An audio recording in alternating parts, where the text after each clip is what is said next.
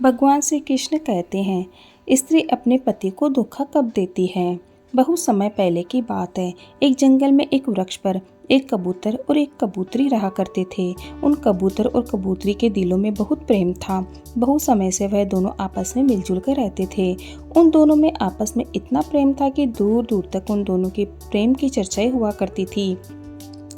एक दिन की बात है, किसी विवाद को लेकर के कबूतर और कबूतरी में आपस में झगड़ा हो गया। और जब कबूतर और कबूतरी में बहुत झगड़ा होने लगा, तब कबूतर कहने लगा कि कबूतरी, मैं जानता हूँ कि संसार में सबसे बड़ा धोखा स्त्री किस समय देती है, किन स्थानों पर देती है और क्यों देती है, और इस संसार में सबसे बड़ी पापी और विश्वासघाती स्त्री ही होती है। इस तरह की बात सुनकर वह कबूतरी कहने लगी, क्या मतलब है? तुम यह कैसे कह सकते हो कि संसार में सबसे बड़ी पापी और विश्वासघाती स्त्री ही होती है, और वह किस समय धोखा देती है? यह सरासर झूठ है। स्त्री कभी किसी को धोखा नहीं देती है। जब इस तरह से कबूतर और कबूतरी में झगड़ा बढ़ता चला गया और बहुत समय तक आपस में लड़ते झगड़ते रहे और उनका झगड़ा शांत होने का नाम नहीं ले रहा था, उसी समय उस वृक्ष पर एक बगुला आ जाता है। और वह बगुला उन कबूतर और कबूतरी से कहता है कि मैं काफ़ी समय से देख रहा हूँ कि तुम दोनों आपस में एक बात को लेकर के झगड़ रहे हो। अगर तुम दोनों इस समस्या का हल नहीं निकाल पा रहे हो, अगर तुम दोनों इस प्रश्न का उत्तर नहीं दे पा रहे हो, तो क्यों ना तुम द्वारका नगरी में चले जाओ और द्वारका नगरी में जाकर भगवान श्री कृष्ण और राधा रानी से अपने सवाल का जवाब पूछ लो। वह तो जगत के स्वामी हैं। वह तुम्हें बता देंगे कि आखिरकार इस समय में स्त्री सबसे बड़ा धोखा किस समय देती है और किन किन स्थानों पर देती है, और इस संसार में सबसे बड़ा पापी और विश्वासघाती कौन है। वह कबूतर और कबूतरी जब बगुले की इन बातों को सुनते हैं तो उन्हें यह बात बहुत पसंद आई और वह बगुले की बात को मानकर द्वारका नगरी की तरफ उड़ते हुए चले जा रहे थे। और उड़ते उड़ते वह द्वारका नगरी में पहुंच जाते हैं और भगवान श्री कृष्ण के चरणों में लौट जाते हैं।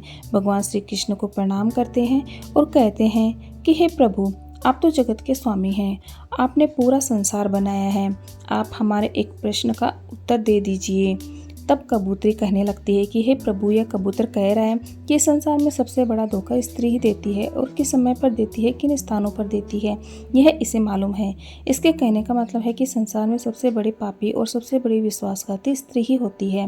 तब भगवान श्री कृष्ण कहते हैं, हे कबूतर, तुम कैसे साबित कर सकते हो कि इस संसार में स्त्री सबसे बड़ा धोखा किस समय देती है और किन किन स्थानों पर देती है, और इस संसार में सबसे बड़ी पापी और विश्वासघाती स्त्री होती है? तुम कैसे साबित करोगे? तब कबूतर कहने लगता है कि प्रभु, मैं आपको एक कहानी सुनाता हूँ। इस कहानी को सुनने के बाद में यह साबित हो जाएगा कि स्त्री सबसे बड़ा धोखा किस समय देती है और किन किन स्थानों पर देती है, और इस संसार में सबसे बड़ी पापी और विश्वासघाती स्त्री ही होती है। भगवान श्री कृष्ण कहते हैं कि ठीक है कबूतर, तुम वह कहानी सुनाओ। मैं तुम्हारी कहानी को पूरी गौर से सुनूंगा और फिर उसी से साबित होगा कि आखिरकार तुम सच बोल रहे हो या झूठ। इस संसार में स्त्री सबसे बड़ा धोखा किस समय देती है, यह दुनिया को भी पता चल जाएगा। वह कबूतर कहानी शुरू करने ही वाला था कि तभी वहाँ पर राधा रानी आ जाती है और कहती है कि हे स्वामी, मैं भी कहानी सुनना चाहती हूँ। मैं भी यह देखना चाहती हूँ कि आखिरकार स्त्री अपने पुरुष को सबसे बड़ा धोखा किस समय पर देती है। मैं भी यह जानना चाहती हूँ कि आखिरकार इस संसार में सबसे बड़ा पापी और विश्वासघाती कौन होता है, स्त्री होती है या पुरुष। इस तरह से राधा रानी भी कहानी को सुनने लगती है। तब वह कबूतर भगवान श्री कृष्ण को साक्षी मानकर कहानी सुनाने लगता है और कहता है कि हे प्रभु, एक राज्य में एक उग्रसेन नामक राजा राज करता था। उस राजा के 4 बेटे थे और उसके चारों बेटे बहुत ही ज़्यादा बहादुर और बड़े प्रतापी थे। लेकिन सबसे बड़ा बेटा, जिसका नाम विश्वजीत था, वह न केवल प्रतापी था बल्कि दिखने में भी बहुत सुंदर था।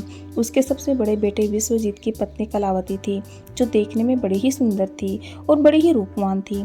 वह अपने आगे किसी दूसरी स्त्री को सुंदर नहीं मानती थी। एक दिन की बात है, राजा उग्रसेन अपने बेटे विश्वजीत को किसी बात पर नाराज होकर अपने राज्य से निकालने का आदेश दे देते हैं। राजा की ऐसी बातों को सुनकर सभी इस बात को लेकर बड़े चिंतित हो गए। इधर उसके बाद फिर विश्वजीत अपने महल में आ गया और अपने महल में जाकर वह बड़ा ही हताश और निराश हो गया। उधर विश्वजीत को उदास देखकर विश्वजीत की पत्नी ने पूछा कि हे स्वामी, आखिर आप इतने हताश और उदास क्यों हैं? आखिर आपको ऐसा कौन सा दुख है? आखिर आपका चेहरा इतना मुरझाया हुआ क्यों है? राजकुमार होकर भी आखिर आप इतने चिंतित क्यों दिख रहे हैं? तब उसी समय विश्वजीत सोचने लगा, मैंने बहुत बुरा किया है, मैंने बड़ा गलत किया है। और वह अपने मन की सारी बातें अपनी पत्नी कलावती को बताने लगता है। कलावती को सारी बातें समझा देता है कि विश्वजीत की बातों को सुनकर उसकी पत्नी उसी समय मूर्छित हो जाती है। और जब वह मूर्छित हो जाती है तो विश्वजीत बड़ा घबरा जाता है। फिर उसके मुंह पर जल के कुछ छींटे डालता है और सोचने लगता है कि मैंने बहुत बड़ा गलत कर दिया, इसको यह बात बताकर कि मैंने बहुत बड़ी गलती कर दी है। कहाँ यह फूलों में पलने वाली और कहाँ मैंने इसको इतनी गंभीर बात बता दी। इसके हृदय को बहुत बड़ा आघात लगा है। जब राजकुमार विश्वजीत उस पर जल के चींटे डालता है तब कहीं जाकर के रानी कलावती को होश आता है। और जब वह होश में आती है तो कलावती अपने पति विश्वजीत से कहने लगती है, आप मुझे दासी को छोड़ करके परदेश को चले जाएंगे तो फिर भला मैं आपके बिना कैसे जी पाऊंगी? स्वामी, मैं भी आपके साथ ही जंगल में चलूंगी। अपनी पत्नी की बात सुनकर राजकुमार विश्वजीत कहता है, हे प्रिया, आखिर तुम मेरे साथ मैं कैसे चल सकती हो? क्योंकि तुम्हें पता नहीं दूसरे राज्यों में अनेक प्रकार की मुसीबतें और संकट होते हैं। तुम इतने सुंदर और नरम नरम महलों में रहने वाली हो, तुम गलीचों पर चलने वाली हो, तुम महलों के बिना इस मुसीबत को कैसे बर्दाश्त कर पाओगी? फिर तो राजकुमार विश्वजीत की बात को सुनकर के रानी कलावती कहने लगती है, हे स्वामी, कितने भी दुख और परेशानी हो मैं भी आपके साथ दूसरे राज्य में चलूंगी। ऐसा सब हमारे साथ होते हुए भी हमें सुख से अधिक सुखमय लगेंगे। आपको पता नहीं है, महल के सुख आपके बिना जंगल के दुखों से भी डरावने लगेंगे। इसलिए स्वामी, आज मैं आपके साथ ही चलूंगी। इधर कबूतर कहने लगता है कि हे प्रभु, रानी कलावती की आंखों में आंसू देखकर विश्वजीत ने अपने मन में सोचा कि मेरी पत्नी मेरे बिना जीवित नहीं रह सकती, वह अकेली यहाँ नहीं रहेगी, इसलिए आज मुझे अपनी पत्नी को ऐसी अवस्था में छोड़कर जाना सही नहीं होगा। इन सभी बातों को सोच करके राजकुमार विश्वजीत अपनी पत्नी कलावती से कहता है कि हे प्रिय, तुम उदास मत रहो, आज मैं तुम्हें अपने साथ लेकर के जंगल चलूंगा।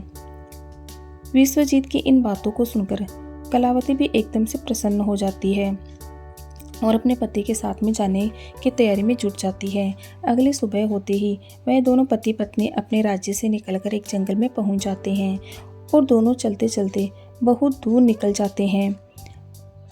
दोनों चलते चलते बहुत थक भी चुके थे। फिर वह जंगल में एक पीपल के वृक्ष के नीचे विश्राम करने का निर्णय ले लेते हैं। वह दोनों लंबे सफ़र के कारण बहुत ज़्यादा थके हारे हुए थे। उस समय ठंडी ठंडी हवा की झोंकी भी चल रही थी। उसी समय ठंडी ठंडी हवा के झोंकों में उन दोनों पति पत्नी को नींद आ जाती है। लेकिन कुछ देर के बाद में वहीं पर एक जहरीला सर्प आकर के रानी कलावती को डस लेता है। इधर कबूतर कहता है कि हे प्रभु, अब आगे भी सुनिए। जब उस जहरीले सर्प ने रानी कलावती को डस लिया तो रानी कलावती एकदम से तड़पने लगी। पत्नी को दर्द से तड़पते हुए देखकर विश्वजीत की आंखें एकदम से खुल गई। तब विश्वजीत कलावती को तड़पता हुआ देख करके और सर्प को जाता हुआ देख करके एकदम से घबरा जाता है। राजकुमार विश्वजीत बहुत बेचैन हो जाता है। ऐसे दृश्य को देखते ही उसकी आंखों के सामने उसकी पत्नी की मृत्यु हो जाती है। इस प्रकार से अपनी पत्नी को मरी हुई देखकर विश्वजीत ऊंचे ऊंचे स्वर में विलाप करने लगता है। उसका रोना धोना सुनकर के जंगल के शेर, भेड़िया और आदि जानवर उसे खाने के लिए आने लगते हैं। फिर राजकुमार विश्वजीत ने अपने दिल पर पत्थर रखकर यह निश्चय कर लिया कि इस जंगल में मेरी जीवन संगिनी ही मर गई है तो फिर भला मैं जी करके क्या करूँगा। आज मैं अपनी पत्नी के बिना इसी जंगल में अपने प्राणों को भी त्याग दूंगा। ऐसा निश्चय करने के बाद में फिर वह अपनी पत्नी की लाश के पास से उठ जाता है और जंगल में जाकर के सूखी हुई लकड़ियों को इकट्ठी करने लगता है और लकड़ियों को इकट्ठा करते करते रो रो कर कहता है कि मैं भी आज अपनी पत्नी के साथ में जलकर मर जाऊंगा। उसी समय एक दिव्य संत वहां से गुजर रहे थे। जब वह दिव्य संत विश्वजीत को रोते हुए देखते हैं तो वह कहने लगते हैं कि हे पुत्र, तुम क्यों रो रहे हो? इस भयानक जंगल में तुम क्यों विलाप कर रहे हो? अगर तुम ऐसे ही रोते रहे तो जंगल के जानवर तुम्हें अपना भोजन बना लेंगे। तुम्हें किस बात का दुख है? तुम क्यों रो रहे हो? तब राजकुमार विश्वजीत उस महात्मा से कहने लगता है कि हे महात्मा, मैं राजकुमार विश्वजीत हूँ। मैं राजा उग्रसेन का बेटा हूँ। मेरी पत्नी को यहाँ पर एक जहरीले सर्प ने डस लिया है जिससे मेरी पत्नी की मृत्यु हो गई है। हे महात्मा, मेरी पत्नी बड़ी चरित्रवान थी, बड़ी पतिव्रता थी। वह मुझे बहुत प्रेम करती थी और मेरे साथ आने के कारण उसकी मृत्यु हो गई है। हे महात्मा, ऐसी पत्नी मुझे दोबारा नहीं मिल सकती। ऐसी चरित्रवान स्त्री मुझे दोबारा इस संसार में कभी नहीं मिल सकती। इसलिए हे महात्मा, मैं भी अपनी पत्नी के साथ में अपने प्राण त्याग दूंगा। मैं भी उसके साथ में अपनी जान दे दूंगा। मेरे पिता ने मुझे अपने राज्य से निकाल दिया है और इसलिए मेरी पत्नी इस जंगल में मेरे साथ आई थी और यहाँ तक आते आते उसे सर्प ने डस लिया है। इसकी मौत का कारण भी मैं ही हूँ। अगर वह मेरे साथ ना आती तो शायद आज वह जीवित होती। वह महात्मा कहने लगते कि हे राजकुमार, तुम बहुत बड़े मूर्ख और अज्ञानी भी हो। यह संसार है, यहाँ तो इंसानों का आना जाना लगा ही रहता है। इस संसार में जितने भी मनुष्य आए हैं उन सभी मनुष्यों को शरीर को तो त्यागना ही होता है। इस बात को तो तुम जानते हो। इस संसार में जो भी आता है वह अकेला ही आता है। कोई भी किसी के साथ में नहीं आता और ना ही कुछ लेकर जाता है और ना ही किसी के साथ जाता है। फिर भी तुम आज मूर्खों की तरह मेरे सामने खड़े होकर ये बातें कर रहे हो। महात्मा कहने लगते हैं कि हे राजकुमार, अगर तुम जीवित रहोगे तुम इस तरह की कई रानियों को अपने पास प्राप्त कर सकते हो। इस तरह की कई रानियां तुम्हें फिर से मिल सकती हैं। आज तुम मेरी बात मान लो और अपने प्राण मत त्यागो। तब राजकुमार कहने लगता है कि नहीं महात्मा, मैं अपने प्राण जरूर त्याग दूंगा। ऐसी रानी मुझे संसार में नहीं मिल सकती। मेरी रानी बहुत ही चरित्रवान और पतिव्रता थी। तब महात्मा कहने लगते हैं कि हे राजकुमार, आज तुम मेरे कहने पर मरने का विचार त्याग दो। तुम्हें मालूम नहीं है, इस मानव शरीर को पाने के लिए देवता भी तरसते हैं। तो फिर तुम जानबूझकर इस शरीर को नष्ट क्यों करना चाहते हो? इस प्रकार से उस महात्मा के शब्दों को सुनकर राजकुमार कहने लगता है कि हे महात्मा, आपने जो कुछ भी कहा वह सत्य है, लेकिन इतनी बड़ी पतिव्रता पत्नी मुझे किसी भी जन्म में नहीं मिलेगी। इसलिए आज मैं अपनी पत्नी के साथ में जलकर मरना चाहता हूँ। फिर उसके बाद में उस महात्मा ने विश्वजीत के विचार को सुनकर पूरे तरीके से जान लिया था कि यह राजकुमार आज जीवित नहीं बचेगा। यह राजकुमार अपनी पत्नी के बिना नहीं रह सकता। तब महात्मा विश्वजीत से कहने लगे कि हे राजकुमार, तेरी पत्नी को जीवित करने का केवल एक ही उपाय है। अब तुम मेरी बात को बड़े ही ध्यान से सुनो। यदि तुम इस उपाय को कर सकते हो तो तुम्हारी पत्नी पहले की तरह जीवित हो सकती है। तब विश्वजीत महात्मा की बात को सुनकर के जवाब देने लगता है और कहता है कि हे महात्मा, आप जो कुछ भी कहेंगे वह सब कुछ करने के लिए मैं तैयार हूँ। कृपया करके मेरी पत्नी को आप जीवित कर दो। तब महात्मा ने जवाब दिया कि राजकुमार, तुम्हारी रानी की जो आयु थी वह केवल 30 वर्ष की ही थी। इसने इतने लंबे समय में उसे बिता दिया और इसके बदले तेरी जो उम्र है वह 80 वर्ष की है, जिसमें से अभी तुम्हारी आयु भी 40 वर्ष बीत चुकी है। तेरे जीवन में भी अभी 40 वर्ष बाकी है, यानी कि तुझे 40 वर्ष और जीने का अवसर है। यदि तू अपनी पत्नी को आधी उम्र समर्पण कर देता है तो तुम दोनों की उम्र जो है वह एक समान हो जाएगी। यदि तुम इस बात को मान लो तो इस बात पर तैयार हो जाओ, तो तुम्हारी पत्नी जल्दी ही जीवित हो जाएगी। इस तरीके से उस महात्मा की बात को सुनकर राजकुमार विश्वजीत कहने लगता है कि हे महात्मा, आपकी बातों को मैं मानने के लिए तैयार हूँ। फिर उसके बाद में वह महात्मा विश्वजीत के हाथ में जल देता है और उस जल के रानी के शरीर पर डालने के लिए कहता है और कहता है कि तुम संकल्प लो कि मैं अपनी 20 वर्ष की आयु रानी को दान देता हूँ। वह कबूतर कहता है कि प्रभु, जैसे ही राजकुमार विश्वजीत ने यह संकल्प लिया कि वह अपनी 20 वर्ष की आयु अपनी पत्नी कलावती को दान कर रहा है, तो उसी वक्त वह दिव्य संत कहने लगते हैं कि हे राजकुमार, पहले मेरी एक बात को बड़े ध्यान से समझ लो। इसमें तुम्हें गुप्त रहस्य मिलेगा जिसे तुम्हें समझना और जानना बहुत जरूरी है। अभी तो तुम्हें अपनी पत्नी की आवश्यकता है, तुम जल को डालकर उसे बचा सकते हो, लेकिन भविष्य में यदि तुम्हें अपनी पत्नी की आवश्यकता नहीं पड़ती है तो भी कुछ नहीं बिगड़ा है। तुम अपने संकल्प को वापस ले सकते हो। जब तुम उस संकल्प को वापस ले लेते हो तो उसी क्षण तुम्हारी पत्नी की मृत्यु हो जाएगी। उसी क्षण उसकी मौत निश्चित है। परंतु राजकुमार, एक बात को तुम हमेशा याद रखना, इस संकल्प को वापस लेने के बाद अपनी रानी से कभी मत कहना, नहीं तो तुम अपने संकल्प को वापस नहीं ले सकोगे। वह महात्मा कहते हैं कि हे राजकुमार, हमेशा याद रखना, मनुष्य को जीवन में कुछ बातें छुपा कर रखनी चाहिए, क्योंकि कभी कभी यह बातें कुछ काम आ सकती है। फिर ऐसा कहकर राजकुमार विश्वजीत ने अपनी पत्नी को 20 वर्ष की आयु दान दे दी। राजकुमारी कलावती वहाँ उठकर बैठ गई। उधर वह महात्मा वहां से अदृश्य हो गए। उसी क्षण राजकुमार विश्वजीत अपनी पत्नी से कहता है कि ये प्रिय, तुम बहुत ज्यादा थकी हारी हुई हो, इसलिए मैंने तुम्हें नहीं जगाया। इधर कबूतर कहने लगता है कि प्रभु, इस प्रकार से राजकुमार विश्वजीत ने अपनी पत्नी से यह सारी बातें छुपा ली कि सर्प ने तुम्हें डस लिया था और तुम मर गई थी। इन बातों को विश्वजीत ने अपनी पत्नी से गुप्त ही रखा। इधर वह कबूतर कहने लगता है कि प्रभु, फिर वहां से विश्वजीत अपनी पत्नी को लेकर के आगे बढ़ जाता है। कई दिनों के बाद उन्होंने एक बहुत ही सुंदर स्थान को देखा। वहां पर एक फकीर की कुटिया बनी हुई थी। वहां पर दोनों पहुंच गए। वहां पर उन्होंने देखा कि एक सुंदर सा फकीर वहां पर बैठा हुआ था और इधर दोनों पति पत्नी बहुत ज़्यादा थके हारे हुए थे, इसलिए वे दोनों उस फकीर के पास में जाकर के बैठ गए।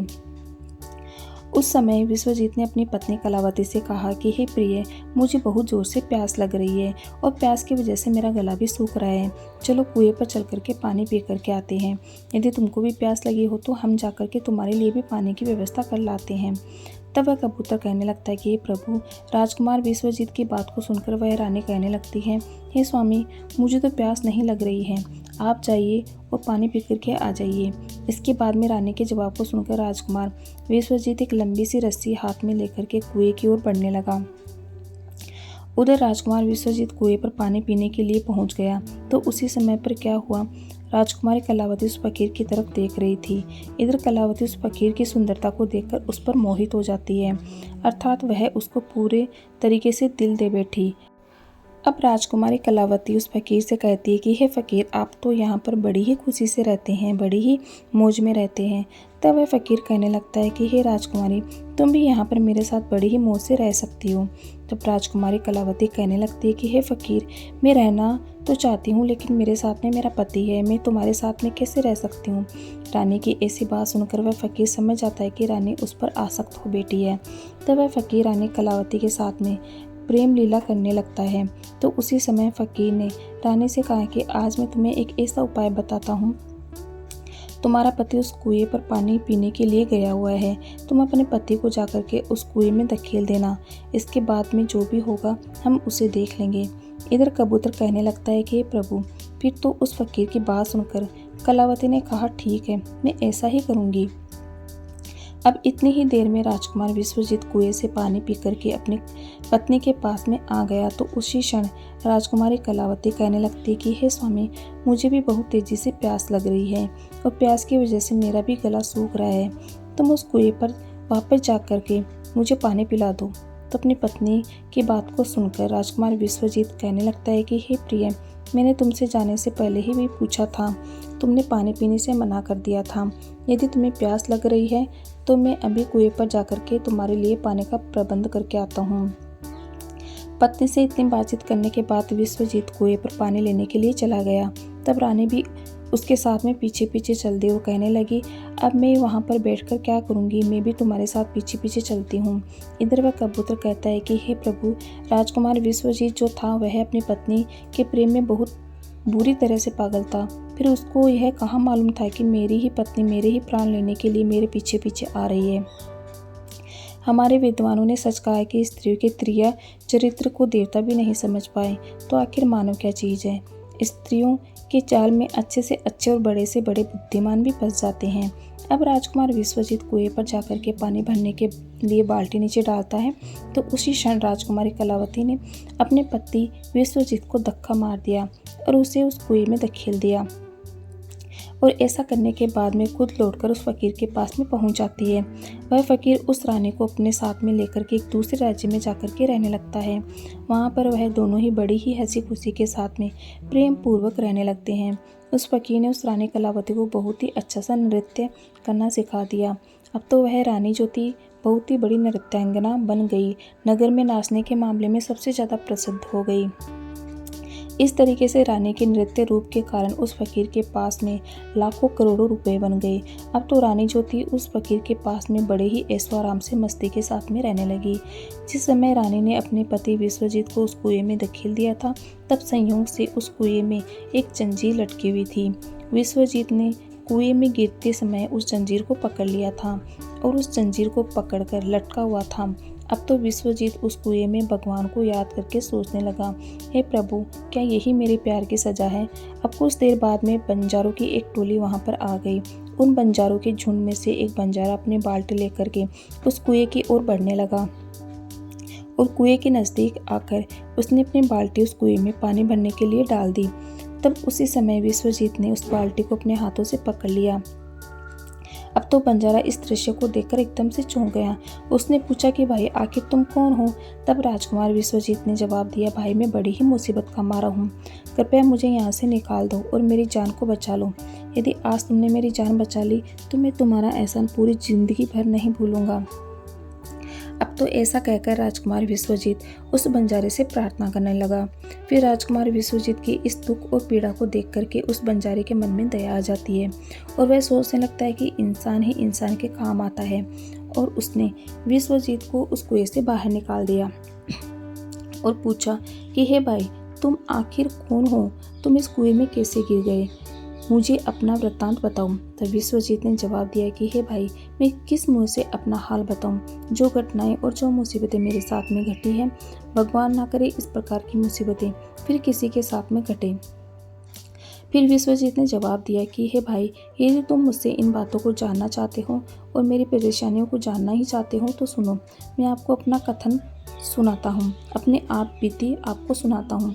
मैं एक राजकुमार हूँ। मेरे पिता ने किसी कारण से अपने राज्य से निकाल दिया, इसलिए मैं अपनी धर्म पत्नी के साथ में उस जंगल में पहुँच गया और मेरी पत्नी और मैं एक दूसरे से बहुत ज़्यादा प्रेम करते थे। तब उस जंगल में एक सर्प ने मेरी पत्नी को डस लिया था, जिससे मेरी पत्नी की मृत्यु हो चुकी थी। मैं अपनी पत्नी के साथ में अपने प्राणों को त्यागने जा रहा था। तब एक महात्मा ने मुझ पर दया की और मेरी 40 वर्ष की आयु में से 20 वर्ष की आयु मेरी पत्नी को दान देकर उसे जीवित कर दिया। फिर हम दोनों वहाँ से आगे के लिए बढ़ गए। अब कुछ दिनों के बाद में हम दोनों पति पत्नी यहाँ पर पहुँच गए, जहाँ पर एक फकीर की झोपड़ी थी। वहाँ पर मुझे बहुत तेज प्यास लगी तो मैं पानी पीने के लिए कुएं पर चला गया। जब मैं वापस गया तो मेरी पत्नी ने कहा कि उसे भी प्यास लगी है और मुझे भी साथ लेकर के कुएं पर पानी पिलाओ। और इस तरीके से मेरी पत्नी मेरे साथ साथ इस कुएं पर पहुंची और मैं इस कुएं से पानी निकाल रहा था, तभी मेरी पत्नी ने मुझे पीछे से धक्का दे दिया। कुएं में लटकती हुई जंजीर मेरे हाथों में आ गई, जिससे मैं कुएं में डूबने से बच गया। और फिर जब आप आ गए तो मैंने आपको आवाज़ दी। इसके बाद आपने मुझे कुएं से निकाल दिया और मेरे प्राणों की रक्षा की। कबूतर कहने लगता है कि हे प्रभु, इस प्रकार से राजकुमार विश्वजीत ने बड़े उदास मन से अपनी आप बीती उस बंजारे को सुना दी। और फिर अपना कथन सुनाने के बाद में राजकुमार विश्वजीत एकदम से चुप हो गया। उधर उस बंजारे ने राजकुमार विश्वजीत की उन बातों को सुना और उसकी रानी की करतूतों को सुन करके बड़ा ही निराश हुआ और कहने लगा, राजकुमार, किसी ने सच्ची कहा है, स्त्रियों के प्रिय चरित्र को भगवान भी नहीं समझ पाए तो आखिर मनुष्य यह कैसे समझ सकता है। स्त्रियों का चक्रव्यूह भी कुछ ऐसा ही होता है, जिसमें फंसकर मनुष्य कुछ भी नहीं कर पाता है, वह बर्बाद हो जाता है। ऐसा कहने के बाद में उस बंजारे ने विश्वजीत के सिर पर हाथ घुमाया और कहने लगा, है भाई, तुम चिंता मत करो, भगवान बड़े ही दयालु होते हैं, वह तुम्हारी सहायता जरूर करेंगे। उस बंजारे ने कहा कि मित्र, अगर तुम चाहो तो हमारे झुंड में हमारे साथ रह सकते हो। तब बंजारे की बात को सुनकर के विश्वजीत उस बंजारे के साथ में रहने के लिए तैयार हो गया। फिर उन बंजारों की सहायता से वह राजकुमार जो था उसी राज्य में जा पहुंचा जहां पर उसकी पत्नी कलावती और वह फकीर रह रहा था। उस राज्य को देखकर विश्वजीत बंजारे से कहने लगा, हे भाई, मेरी इच्छा है कि मैं कुछ दिन इस राज्य में रहना चाहता हूँ। तब बंजारे ने जवाब दिया, मित्र, तुम जैसा चाहते हो वैसे ही रह सकते हो, मुझे कोई परेशानी नहीं है। फिर उसके बाद में राजकुमार विश्वजीत भूखा था, उस बंजारे से आगे लेकर के राज्य में घूमने के लिए आया और काम की तलाश करने लगा। कुछ दिनों बाद राजकुमार की मेहनत और परिश्रम को देखकर उस राज्य के बड़े व्यापारी ने अपने यहाँ पर उसे नौकरी पर रख लिया।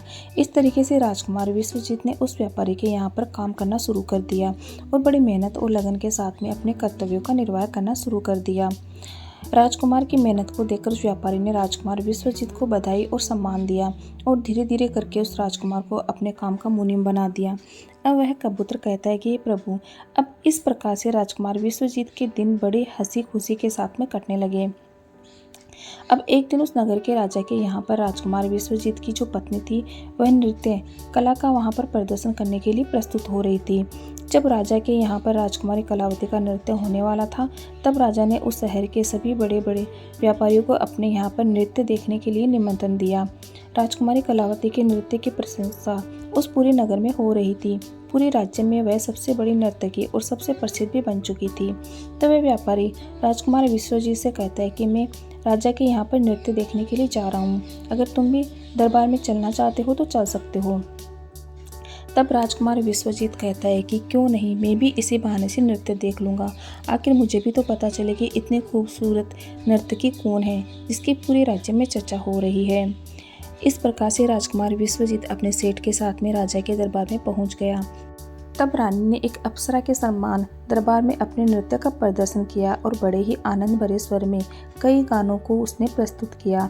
अब तो उसके गानों को सुनकर के वहाँ पर जितने भी लोग थे वह बड़े ही आश्चर्य में पड़ गए और सभी सेठ और विद्वान लोगों ने भी राजा के दरबार में सभी समाज के लोगों ने उसके नृत्य की बड़ी ही प्रशंसा की। तब उसी क्षण राजकुमार विश्वजीत ने भी अपने हाथ से एक अंगूठी उतारी जिसमें एक हीरा जड़ा हुआ था। उसने उस अंगूठी को उतारकर रानी कलावती को भेंट कर दी। उसके बाद में राजकुमारी कलावती ने उस अंगूठी को पहचान लिया और मन ही मन में विचार करने लगी कि यह तो बहुत बड़ी आश्चर्य वाली बात है। आखिर मेरा पति तो जिंदा है और वह यहाँ पर पहुँच गया है। यदि उसने मुझे आज पहचान लिया तो वह मुझे जीवित नहीं छोड़ेगा। इसलिए मुझे कुछ ऐसा प्रिय चरित्र रचना चाहिए जिससे मेरे पति को मारा जा सके। अब तो राजकुमारी कलावती ने अपने मन में विचार किया कि अब मैं यहाँ के राजा के लिए एक ऐसा सुरीला गाना गाऊंगी और बड़ा ही अच्छा नृत्य दिखाऊंगी जिससे राजा प्रसन्न होकर के मुझे कुछ मांगने के लिए बोलेगा। तब मैं राजा से आदेश लेकर उसे मरवा दूंगी। बाद में राजकुमारी ने एक बहुत ही सुरीला गाना और बड़ा ही सुंदर नृत्य दिखाया। रानी के इस पसंद बहार को सुनकर के राजा बड़ा ही प्रसन्न हुआ। अब तो कलावती से राजा कहने लगा, हे नृत्यांगना, मैं तुम्हारे इस नृत्य को देख करके बड़ा ही प्रसन्न हूँ। आखिर तुम मुझसे क्या मांगना चाहती हो? तब राजकुमारी कलावती ने जवाब दिया कि राजा साहब, यदि आप मुझ पर प्रसन्न है तो सबसे पहले मुझे एक वचन दीजिए कि जो भी मैं आपसे मांगूंगी आप मुझे वही देंगे। राजा ने कहा कि मैं तुम्हें वचन देता हूँ, जो भी तुम मांगोगी वही तुम्हें मिल जाएगा। कलावती ने जवाब दिया, इस सभा में मेरा एक शत्रु है, कृपया करके महाराज मेरे मांगने पर उसको फांसी की सजा दे दी जाए। तब राजा ने कहा, तुम्हारे शत्रु को पकड़कर मेरे सामने लाओ। तब उस रानी ने राजकुमार विश्वजीत का हाथ पकड़ा और उसे पकड़ करके राजा के सामने पहुंची। उसी क्षण राजा ने अपने सैनिकों को आदेश दिया कि तुरंत ही इस चोर को जल्लाद के सामने ले जाओ और तुरंत इस चोर को फांसी पर चढ़ा दो।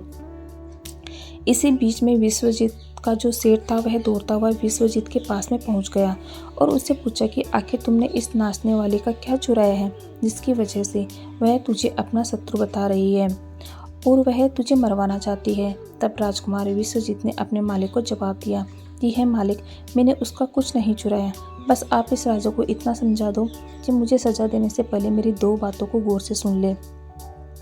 हो सकता है कि मेरी जान बच जाए। अब तो विश्वजीत का मालिक इन बातों को सुनकर के अपने साथी व्यापारियों से इस विषय में कुछ चर्चा करने लगा। उस सेठ ने कहा कि मित्रों, या तो राजा न्याय करे या फिर हम सभी शहर को छोड़कर के इस शहर से कहीं और चले जाएंगे। इस प्रकार से सभी व्यापारी इकट्ठे होकर के राजा के पास में पहुंच गए और राजा से जाकर कहने लगे कि हे राजन, हमारा मुनीम जो है वह निर्दोष है और आपने उसे मरवाने का आदेश दे दिया है। वह कह रहा है कि राजा से वह दो बातें कहना चाहता है। यदि इन बातों को सुनने के बाद में आपको उस पर कोई अपराध लगे तो आप उसे मरवाना चाहे तो आप उसे मरवा सकते हो। उसके मरने के पहले उसकी दो बातों को आप जरूर सुने। फिर राजा ने व्यापारियों की बात सुन करके कहा कि ठीक है, तुम अपने मुनीम को मेरे पास लेकर आओ। तब विश्वजीत को बुलाकर राजा के सामने खड़ा किया गया। तब राजा ने जवाब दिया, तुम जो भी कहना चाहते हो वह खुले शब्दों में मेरे सामने कहो। तब राजकुमार विश्वजीत ने जवाब दिया कि महाराज, आखिर मैंने ऐसा कौन सा अपराध किया है जिस कारण आपने मेरी हत्या करवाने के लिए अपने मंत्रियों को आदेश दे दिया। फिर राजकुमार विश्वजीत की बात को सुनकर राजा ने जवाब दिया कि तू उस नृत्यांगना का चोर है, तू उसका शत्रु है। तो विश्वजीत ने जवाब दिया कि नहीं महाराज, मैं इस उल्टा स्त्री का पति हूँ जो मुझे कुएं में धकेल कर इस फकीर के साथ में यहाँ पर भागकर चली आई है। अब तो राजकुमारी कलावती ने समझ लिया कि अब तो बात बिगड़ रही है। तब राजकुमारी कलावती राजा से कहती है कि हे महाराज, मैं चरित्रहीन नहीं हूँ, मैं उल्टा नहीं हूँ, यह बिल्कुल झूठ बोल रहा है।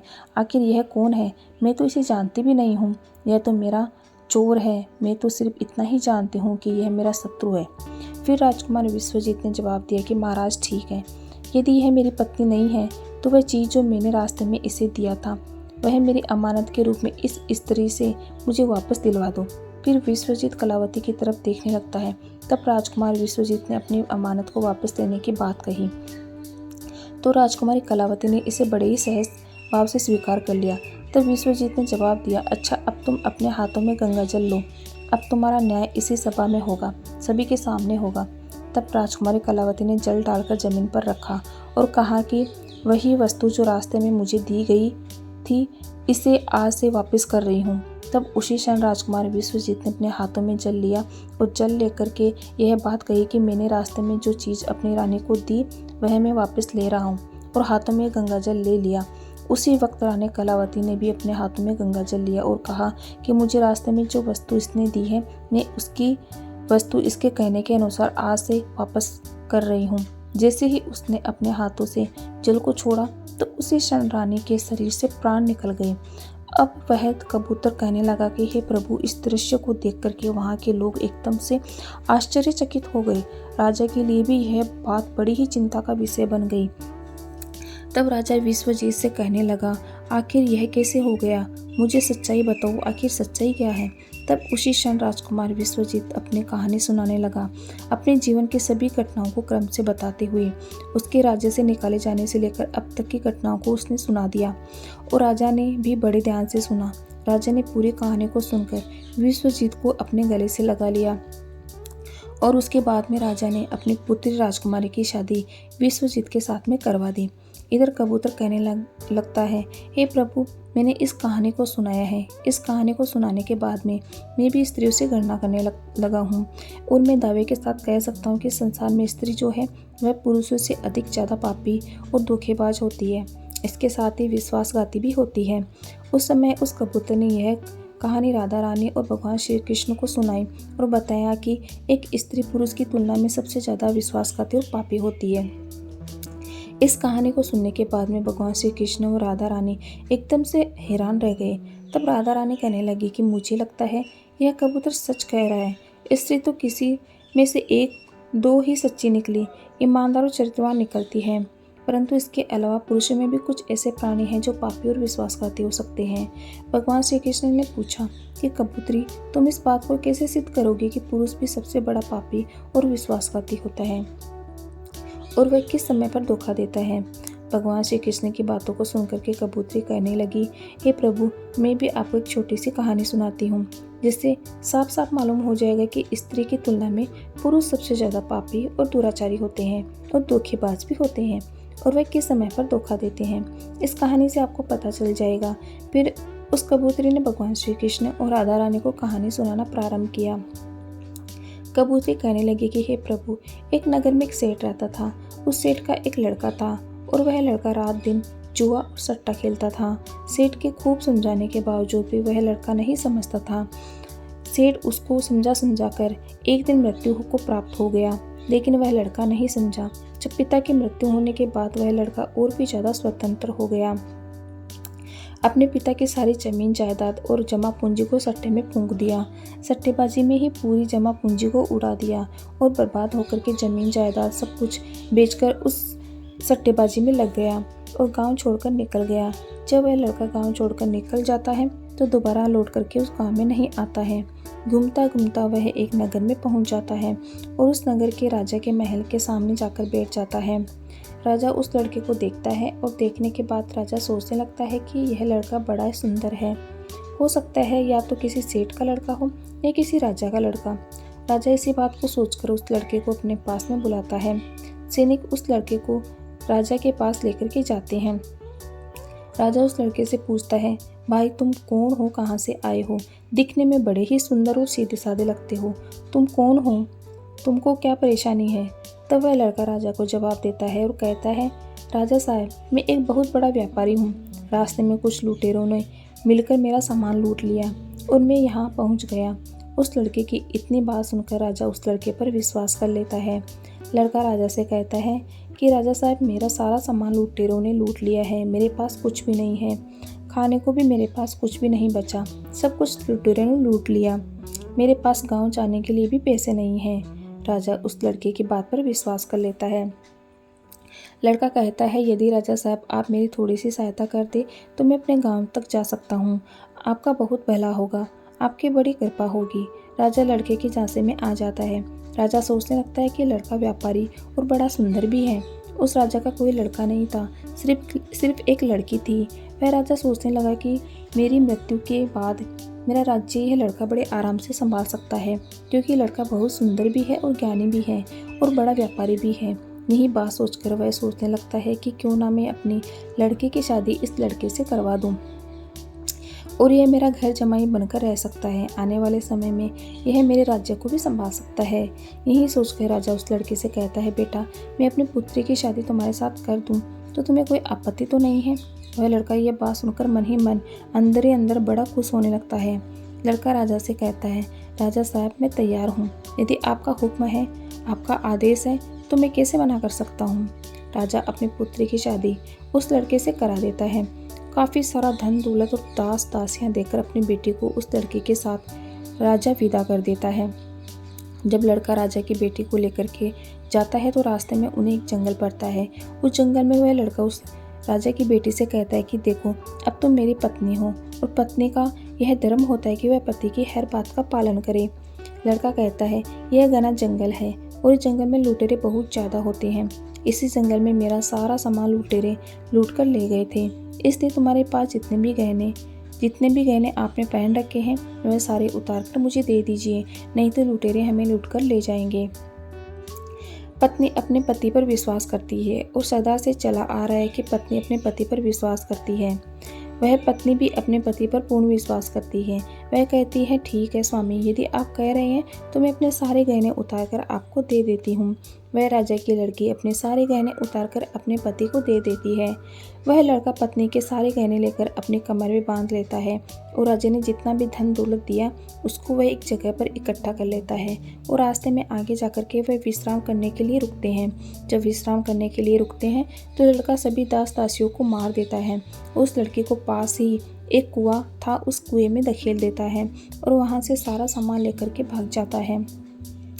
लड़का सोचता है कि सबको मार दिया, पत्नी को भी कुएं में धकेल दिया तो पत्नी भी खत्म हो जाएगी और अब मैं इन पैसों से बढ़िया आराम से अपना जीवन व्यतीत करूंगा। मैं खूब जुआबाजी करूंगा, खूब सट्टा लगाऊंगा। यही सोचकर वह लड़का वहां से सारा सामान लेकर भाग जाता है। लेकिन उस लड़के की पत्नी कुएं में खत्म नहीं हुई। उसने एक डाल को पकड़ लिया था और जोर जोर से चिल्लाती रही, मुझे इस कुएं से बाहर निकालो। रास्ते में कुछ लोग जा रहे थे। उन लोगों ने उस लड़की की आवाज़ सुनी और उस लड़की को कुएं से बाहर निकाल दिया। लड़की वापस अपने राज्य में अपने पिता के घर पहुंच जाती है। उस लड़की का पिता उस लड़की से पूछता है और कहता है कि हे पुत्री, क्या हुआ, तुम वापस कैसे चली आई? तो वह लड़की कहती है, पिताजी, रास्ते में हमें कुछ लुटेरे मिल गए थे। उन लुटेरे ने हमारे साथ दुर्व्यवहार किया, सभी दास दासियों को खत्म कर दिया और मुझे कुएं में धकेल दिया और मेरे पति का कोई पता नहीं। वह लड़की पतिव्रता थी, इसलिए उसने उस घटना के बारे में अपने पिता को भी नहीं बताया। कुछ समय के लिए वह लड़की अपने पिता के घर रहने लगी। कुछ समय निकलने के बाद वह लड़का फिर से उस राजा के द्वार पर आता है, अपने ससुर के राज्य में आता है। वह जितना भी धन लूट कर ले गया था उसने सबको सट्टेबाजी में उड़ा दिया था। जब एक भी पैसा उसके पास नहीं बचा तो वह लड़का फिर से अपने ससुर के पास आता है और वह सोचने लगता है कि अब ससुर से जाकर कहूँगा कि ससुर जी, आप नाना बनने वाले हैं। इस बात को सुनकर ससुर जी मुझे फिर से बहुत सारा धन दे देंगे और उस धन से मैं फिर से अय्यासी करूँगा। यही सोचकर वह लड़का फिर से उस राजा के द्वार पर आता है। लेकिन उस लड़के को द्वार पर ही उसकी पत्नी मिल जाती है। वह लड़की अपने पति को देखकर पहले तो थोड़ा गुस्सा होती है और बाद में अपने पति को बुलाकर कहती है, देखो जी, मैंने अपने पिता को ऐसी कोई बात नहीं बताई है। मैंने अपने पिता से यह कहा है कि हमें रास्ते में कुछ लुटेरों ने लूट लिया और दास दासियों को मार दिया और मुझे कुएं में धकेल दिया और मेरे पति का कुछ पता नहीं। यही बात आप मेरे पिताजी से कहना। लड़का अपनी पत्नी की इस बात को सुनकर बड़ा खुश होता है। सोचने लगता है कि मेरी पत्नी तो वास्तव में पतिव्रता है, लेकिन कुत्ते की पूंछ को कितने ही वर्षों तक आप सीधा करके रखो, लेकिन वह टेढ़ी की टेढ़ी ही निकलती है। कुत्ते की पूंछ कभी भी सीधी नहीं हो सकती। इसी तरीके से वह लड़का भी कभी सीधा नहीं हो सकता। वह लड़का फिर से राजा के पास जाता है और उसकी पत्नी ने जो बात कही थी वही बात राजा से कहता है। लड़के की बात पर राजा विश्वास कर लेता है। लड़का अपनी पत्नी से फिर से कहता है कि देखिए, मैं आपको लेने के लिए आया हूँ। मुझे अपनी गलती का एहसास हो गया है। पता नहीं ऐसा क्या हुआ था जो मैंने आपके साथ ऐसा व्यवहार किया, लेकिन मुझे अब मेरी गलती का एहसास हो चुका है। मैं आपको लेने के लिए आया हूँ। आपको कल सुबह ही मैं यहाँ से लेकर जाऊँगा। अब आप जाकर सो जाइए। सारे घर वाले सो जाते हैं। राजा सो जाता है, उसकी पत्नी भी सो जाती है। अब वह लड़का आधी रात को उठता है और राजा की तलवार से राजा की गर्दन काट देता है और अपनी पत्नी की भी गर्दन काट देता है। सभी को मारने के बाद वहाँ से सारा धन और स्त्री के गहने चुराकर फिर से अपने गांव लौट आता है। इस प्रकार से कबूतरी कहने लगती है कि हे प्रभु, अब आप ही बताइए, इस संसार में सबसे बड़ा पापी और विश्वासघाती कौन है? अब न्याय आपके हाथ में है। अब आप ही बताइए कि संसार में सबसे बड़ा पापी और विश्वासघाती कौन है? तब भगवान श्री कृष्ण कहने लगते हैं कि मैंने तुम दोनों की कहानी बड़े ही ध्यानपूर्वक सुनी है। अब मैं तुम दोनों का न्याय करता हूँ। सच में इस संसार में स्त्री और पुरुष के बीच में सबसे ज़्यादा पापी और विश्वासघाती कौन होता है, यह तो स्पष्ट करना मुश्किल है। भगवान श्री कृष्ण कहते हैं कि बिना किसी शंका के यह सत्य है कि इंसान की सोच जब उसके स्तर से नीचे गिर जाती है, वहीं इंसान पापी और विश्वासघाती होता है। चाहे वह स्त्री हो या फिर पुरुष, मनुष्य को किसी भी प्रकार के पाप करने से पहले यही सोचना चाहिए कि क्या वह सही कर रहे हैं या फिर नहीं। पापी और विश्वासघाती होने के लिए मनुष्य में कोई जाति नहीं होती, उस इंसान की सोच और मन के भाव का परिणाम होता है। वास्तव में इंसान की सोच ही उसके स्तर से नीचे गिर जाती है तो वही इंसान पापी और विश्वासघाती बन जाता है, चाहे वह स्त्री हो या पुरुष। इस प्रकार से भगवान श्री कृष्ण उस कबूतर और कबूतरी का न्याय करते हैं। वीडियो अच्छा लगे तो लाइक से सब्सक्राइब जरूर कीजिएगा। Okay, thank you everyone. जय श्री कृष्णा। राधे राधे।